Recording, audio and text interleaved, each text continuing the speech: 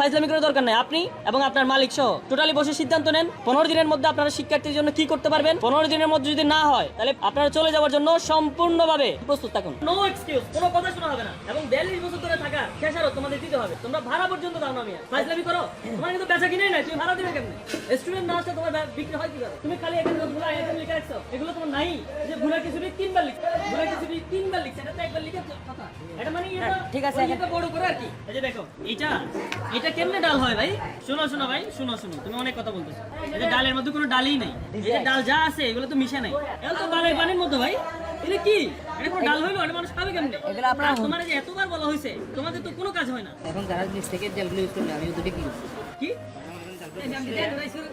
তুমি খালি মানুষের দোষ দাও। তুমি তো এই যে ডালটা যে ঘুটে নাই ভালো করে, এটা যে রান্না হয় নাই, এটা দিয়ে তুমি কি বলতে চাও বলো? এরপর পানি স্পষ্ট দেখা যাচ্ছে রে ভাই।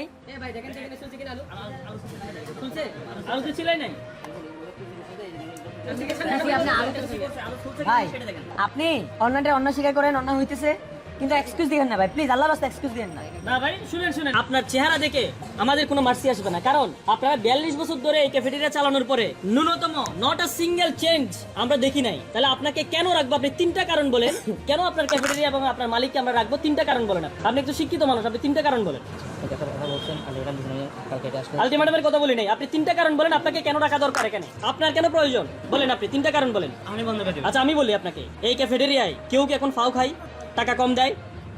তাহলে আর কি আপনারা আলু খাওয়াচ্ছেন পচা, ডালের মধ্যে ডাল নাই, তাহলে কি কোন ধরনের আচরণ ভাই? একজন কর্মচারী নট আ সিঙ্গেল আমরা গিয়ে দেখেছি, আপনার মাথায় কোনো ক্যাপ নাই এবং কর্মচারীরা সরাসরি বলছে ভাই আমাদেরকে তো ক্যাপ কিনেই দেয় নাই, আমরা ক্যাপ পরবো কিভাবে? এরপরে রান্নাঘরের আনাচে কানাচে সিগারেটের ফিল্টারের যে অংশটা ওটা পরে আছে। এবং আরো দেখেছি কয়েকজন কর্মচারী সম্পূর্ণ হাফ প্যান্ট পরে কাজ করতেছে। আমার রান্নাঘরে যদি হাফ প্যান্ট পরে কাজ করে তাহলে আপনার টাকার কি দরকার? আপনি কিসের ম্যানেজারি করেন? আপনি ম্যানেজারিয়াল নিয়ম জানেন কোনো? তাহলে ফাইজলামি করার দরকার নাই। আপনি এবং আপনার মালিক সহ টোটালি বসে সিদ্ধান্ত নেন 15 দিনের মধ্যে আপনারা শিক্ষার্থীর জন্য কি করতে পারবেন। এটা মানুষের মুখে মুখে হয়ে যেতে হবে সূর্য হোসেন হলের ক্যাফেটেরিয়া ভালো হয়েছে। 15 দিনের মধ্যে যদি না হয় তাহলে 15 দিন পরে আপনারা চলে যাওয়ার জন্য সম্পূর্ণভাবে মানসিকভাবে প্রস্তুত থাকুন।